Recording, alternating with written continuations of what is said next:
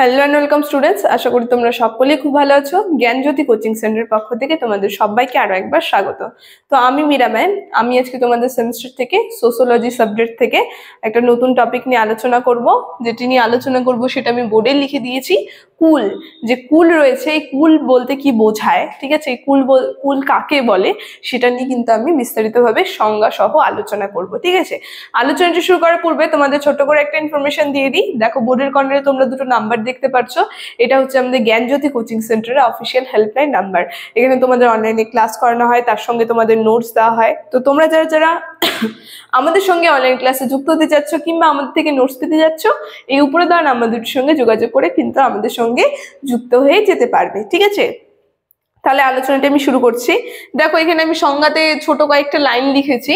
যে প্রথমে লিখেছি কুল শব্দটির অর্থ হচ্ছে বংশ বা গোষ্ঠীকে বোঝায়। তো কুল বলতে আমরা সাধারণত বংশ বা গোষ্ঠীকে বুঝি। তারপরে আমি লিখেছি সনাতন ধর্মে গোত্র বা কুল মানে পিতার ঔরসজাত সন্তান বা সন্তনী দ্বারা সৃষ্ট বংশ পরম্পরা। ঠিক আছে, এই বংশ পরম্পরাকে কিন্তু বলে, মানে আমরা কুল বা বংশ বলতে যেটা বুঝি, সনাতন ধর্মে সাধারণত কুল বা বংশ বলতে পিতার যে বংশ রয়েছে সেই বংশ, তার সন্তান সন্তানী দ্বারা সৃষ্ট যে একটা বংশ পরম্পরা, সেটাকে কিন্তু কুল বলে। ঠিক আছে, এবার দেখো বলা হয়েছে, তারপরে তোমরা লিখবে যে গোত্র দ্বারা, আমি যদি বলি গোত্র দ্বারা কখনো কোনো অঞ্চল বা বিশেষ চিহ্ন নির্দেশ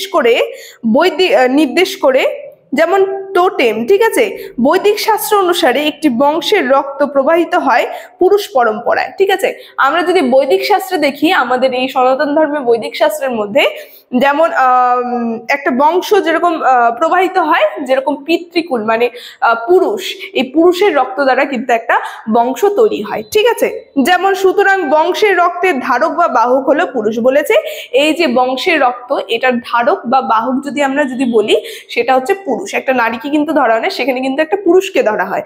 বলেছে সনাতন ধর্মের বংশ রক্ষার ধারাই ছিল প্রথম সত্য যুগে শুরুতে ব্রহ্মার মানব সন্তানদের মধ্যে অন্যতম ঋষিগণ। পরবর্তীকালে অন্য ঋষির বংশ পরম্পরা পরিলক্ষিত হয়েছে। প্রথমে আমরা দেখবো এই যে যেটা ধরা হয় সনাতন ধর্মে, ব্রহ্মার যে মানব সন্তান সেটাকে কিন্তু প্রথম পুরুষ হিসেবে ধরা হয়। অন্যতম ঋষিগণরাও রয়েছে, তাদের এই বংশ অনুযায়ী কিন্তু ঋষির বংশ পরম্পরায় কিন্তু পরিলক্ষিত হয়, এই বংশ বা কুল পরবর্তীকালে ধরে নেওয়া হয়। তো বলেছে এই এক একজন ঋষির বংশ বা কুল পরম্পরা তাদের নাম এক একটি গোত্র হিসেবে পরিলক্ষিত লাভ করে। ঠিক আছে, এই যে গোত্র যদি আমরা বলি, মানে বংশ তো আমরা বুঝলাম, যেখানে হচ্ছে একটা পুরুষকে দিয়ে একটা বংশ, একটা পুরুষকে মানে প্রধান বাহক বলা হয় সেই বংশের, তার রক্ত অনুযায়ী একটা বংশ তৈরি হচ্ছে, যেখানে প্রধান হচ্ছে না পুরুষ।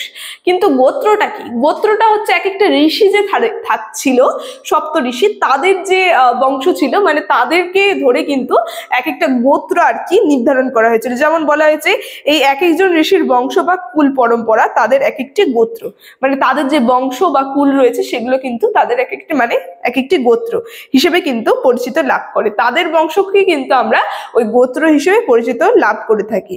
সেই হিসেবে এই একই গোত্রের বংশীয়গণ পরস্পর ভাই বোন। ঠিক আছে, তো আমরা যদি দেখি কোনো এক গোত্রের আমাদের বংশ যারা থাকবে, মানে আমি একটা গোত্র, আমার গোত্রের সঙ্গে যদি অন্য কারো গোত্র মিলে যায়, তাহলে আসলে আমরা হচ্ছে ভাই বোন। আমাদের বংশ যদি মিলে যায় তাহলে হচ্ছে আমরা ভাই বোন।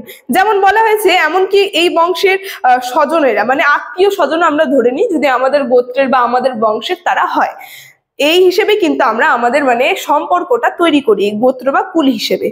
বলেছে পরবর্তীকালে জীবিকা নির্বাহনের প্রয়োজনে সাধক ভজন এবং পরমেশ্বর ভগবানের বাণী প্রচারের জন্য ছড়িয়ে ছিটিয়ে পড়লে পিতার নামের সাথে গোত্র নামের গুরুত্ব প্রকাশ পায়। মানে পরবর্তীকালে যেহেতু যখন আমরা দেখব এই পরমেশ্বর ভগবানের আরাধনা, ঠিক আছে, তাদের বাণী, এইগুলো প্রচারের জন্য এই ছড়িয়ে ছিটিয়ে পরবর্তীকালে এই যে গোত্র, এই গোত্র জিনিসটা আমরা কোথা থেকে পাই? আমাদের যে পিতৃ বংশ রয়েছে সেখান থেকে কিন্তু আমরা গোত্রটা গ্রহণ করি। যেমন বলা হয়েছে পিতার নামের সাথে এই গোত্রের নামেরও গুরুত্ব পায়। যেমন হচ্ছে কাশ্যপ মুনির বংশধরেরা নিজেদের কাশ্যপ গোত্রস্য বা কাশ্যপ মুনির বংশের পরিচয় দিয়ে থাকেন। মানে এই যে সপ্তঋষি, আমি বললাম যে সপ্ত ঋষিরা ছিল, গোত্রটা কোথা থেকে আসলো? প্রথমে তো বললাম ব্রহ্মার যে পুত্র মানস আর কি, সেটা প্রধান পুরুষ। তারপরে যে সপ্ত ঋষিরা ছিল, সেই সপ্ত ঋষিদের এক একটা বংশ অনুযায়ী কিন্তু আমাদের এই গোত্রগুলি এসেছে। মানে ধরো এই যে আমি একটা লাস্টের দিকে উদাহরণ দেওয়া হলো, যেমন কাশ্যপ মুনির বংশধর নিজেদের কাশ্যপ গোত্রস্য বলে কিন্তু পরিচয় দেয়, বা কাশ্যপ গোত্র বলে পরিচয় দেয়। যেমন অনেক গোত্র ছিল, সেখানে ধরে নিল কাশ্যপ মুনি যাদের গোত্র, তো সেখান থেকে যারা যারা উৎপন্ন হয়েছে, সেই বংশ নিয়ে যারা যারা চলেছে, তাদের কিন্তু কাশ্যপ গোত্র ধরে নেওয়া হয়েছে। তো এইভাবে এক একটা মুনি ঋষিদের সেই ঋষিদের নাম অনুযায়ী কিন্তু গোত্রগুলো পরবর্তীকালে নির্ধারণ করা হয়। ঠিক আছে, তো এইভাবে পর্যায়ক্রমে অনেক অনেক গোত্রের বংশেরা বা কুলের নাম পরিচয় পায়। সনাতন ধর্মে প্রকট আছে যে অহরহ যেসব গোত্র দেখা যায় তা হচ্ছে কাশ্যপ গোত্র, ভরদ্বাজ গোত্র, বলিষ্ঠ গোত্র, বৃহস্পতি গোত্র, বিশ্বামিত্র গোত্র, তারপরে হচ্ছে জামদগ্ন গোত্র, শিব গোত্র,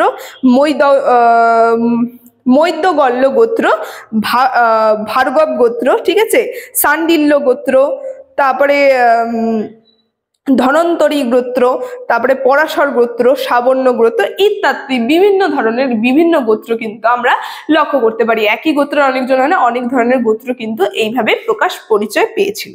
ঠিক আছে, তো আর অন্যান্য গোত্রের লোকজনদের সঙ্গে তাদের আত্মীয় স্বজনরা বন্ধনে আবদ্ধ হয়। এই কারণে আমরা সবাই প্রপিতামহ ব্রহ্মা থেকে এসেছি, যদিও আমাদের আদি পিতা মাতা যথানুক্রমে মনু এবং শতরূপা। তো আমরা যদি বলি আমাদের এই কুল বা গোত্র কোথা থেকে আসলো, মানে আমরা অংশ হতে পারি ব্রহ্মার, কিন্তু প্রথম পুরুষ, পৃথিবীতে প্রথম পুরুষ আর নারী যে তৈরি হয়েছিল, সেটা হচ্ছে আমরা যদি বংশ অনুযায়ী ধরি, আমাদের মাতা পিতা প্রথম পুরুষ হলো মনু ছিল, যেটা ব্রহ্মার থেকে কিন্তু উৎপন্ন হয়েছে, ব্রহ্মাই কিন্তু সৃষ্টি করেছে। প্রথম পুরুষ যদি আমরা ধরি, সেটা হচ্ছে মনু, আমাদের যেটা বৈদিক শাস্ত্রে যেটা ধরা হয়। আর প্রথম যে নারী ছিল তার নাম কিন্তু শতরূপা। ঠিক আছে, তো এটা হচ্ছে আমাদের পিতামাতা, কিন্তু গোত্রটা আমরা পেয়েছি সেই যে ব্রহ্মা, সেখান থেকে সপ্ত ঋষিরা যে আছে, সেখান থেকে সেই বিভিন্ন ঋষির নাম অনুযায়ী কিন্তু আমাদের গোত্রটা নির্ধারণ করা হয়। ঠিক আছে, তো গোত্র আর কুল বলতে আলোচনা আজকে আমার এতটুকুনি ছিল। আলোচনাটা আমি এখানে শেষ করছি, আশা করি কিছু হলে বোঝাতে পারলাম। আলোচনাটি ভালো লাগলে অবশ্যই like, comment, share and subscribe করবে। Thank you.